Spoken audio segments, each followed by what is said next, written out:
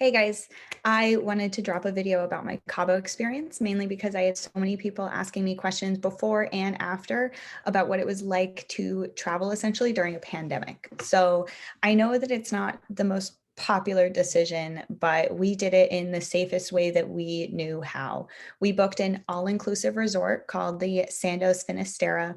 We felt that going to a resort was probably the safest thing we could do. And the whole goal was to just get out of San Diego a bit, get out of our homes, and be able to have almost like a normal experience to some degree.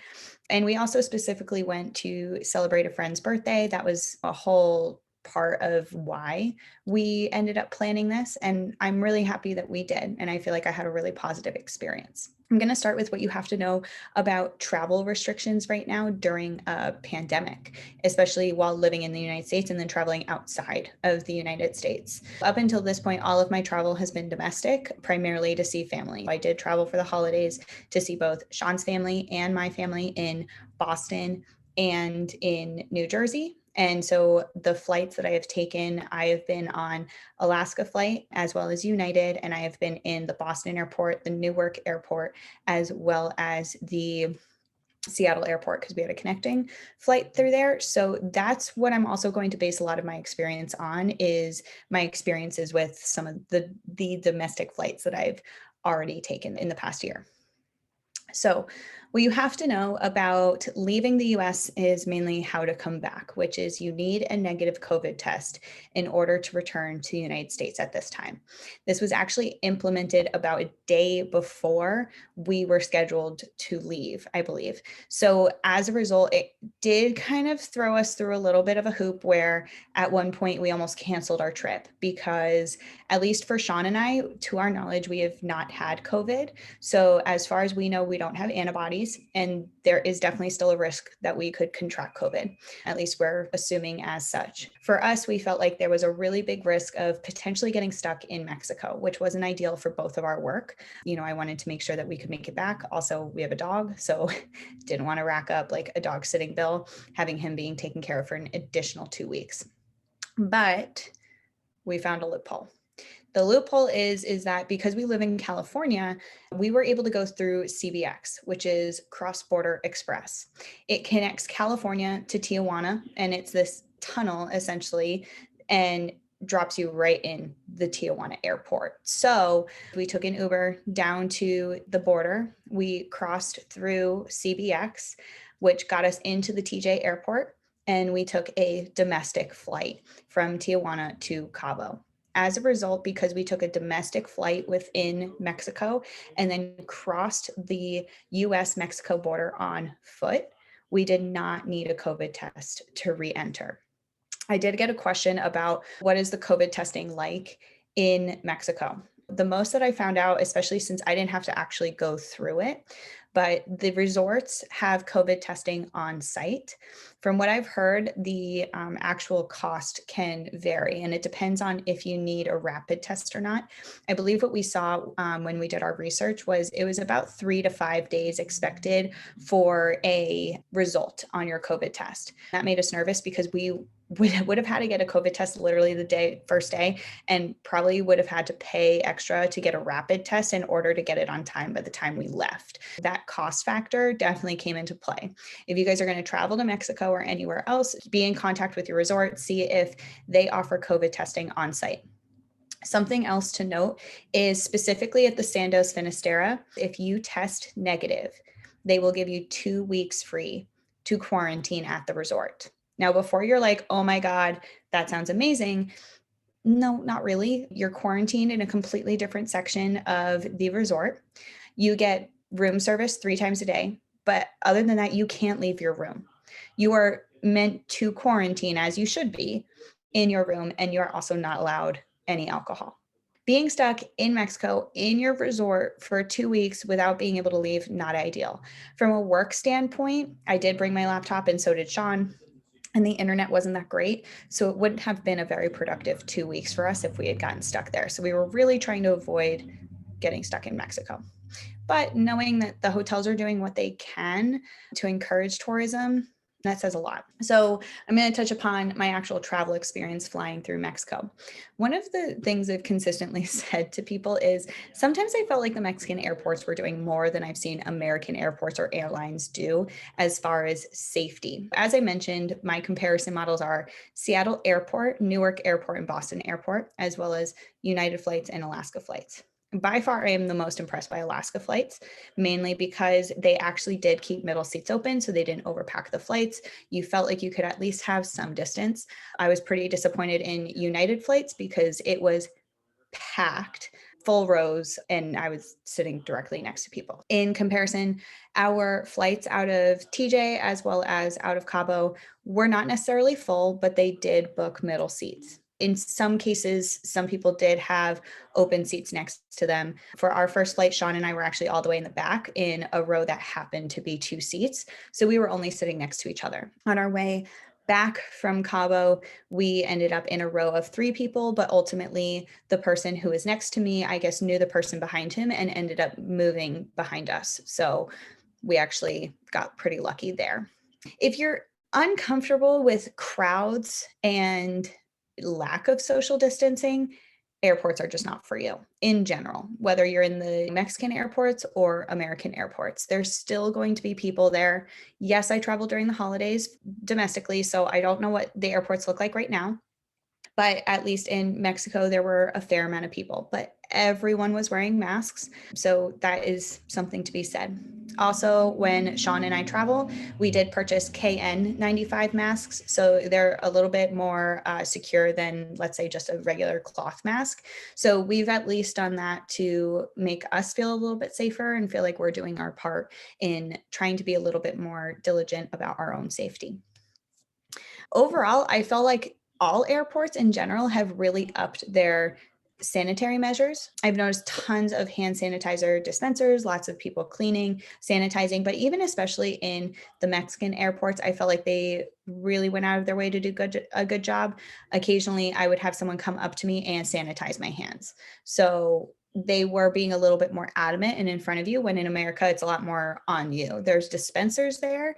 They are at your use, but that's up to you to use. I've noticed that also with domestic flights, they've started boarding differently, which in my opinion is how they should have always boarded, which is they actually board the plane from back to front to avoid some of the crowds. The Mexican airlines do this as well, but they also do something slightly different, and they board both ends of the plane sometimes. At one point on our way back, we actually got boarded in the back of the plane. And so because they were boarding on 2 separate sides, they reduced some of the crowds. Also, when leaving flights, that was another thing. I've noticed that on domestic flights, they actually call you up and tell you when your rows can exit. They did the same on the Mexican airlines, but the only difference was they kind of rushed it. So it didn't do a whole lot from a crowd perspective, but it is what it is. For the most part, I kept to myself. I listened to music or podcasts, closed my eyes, and made no new friends. Once we got into Mexico, we had transportation scheduled for us through the hotel. And I would definitely recommend this just because it's secure, it's safe, and you're not going to get ripped off. You know exactly what you're going to pay. And when we did a cost comparison of different companies, the hotel was within an appropriate range, and we felt like that was the best route to go. We had someone come pick us up in a van. We were a party of 6, so a van was necessary. And they did have beverages on board. Our driver wore his mask. We were able to remove our masks while drinking beverages. So our ride to the resort from the airport was about 40 minutes, but it wasn't a terrible ride at all. It was pretty straightforward. So thank God, no windy roads, didn't get car sick, which was awesome. I would, before you guys travel, look into the required forms that you need while traveling. Thankfully, Sean really planned ahead. He's the best for looking into all that stuff. And we had our immigration forms already set, as well as our health questionnaire. So just make sure you guys look ahead of time at what kind of forms you need. It makes your experience that much smoother and easier and less stressful. So now I'm going to tell you guys more about the actual resort that we stayed at. As I mentioned, we stayed at the Sandos Finisterre. Our immediate impression was, as we were greeted, we had to step on these sanitizing pads. So they have these pads that have sanitizer in them for the bottoms of your shoes. And that's definitely the first time I've ever seen that. So we had to step on that as we entered the hotel. We were immediately greeted with cava, which is kind of like champagne, but obviously just not champagne. And we went through our check-in process. We had bracelets that opened our doors. So that was our keys, is just a bracelet. We also had our temperatures checked as we checked in, and we also had to fill out a health questionnaire. So essentially asking us, had we been in crowds? Had we been in contact with COVID? Where did we fly from? What was our flight information? So they gathered a good amount of information as we entered. I guess, in my assumption, doing their due diligence to do contact tracing as needed.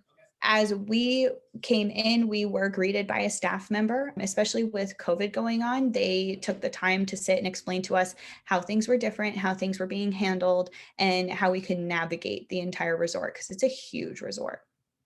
So, for one, the hotel is operating at 40% capacity.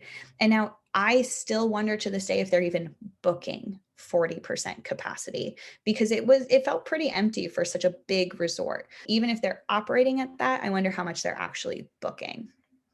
As a result of only operating at 40% capacity, obviously not all things are running all at once. The way they did restaurants is they rotated and had two restaurants open each night, and then they would change nightly.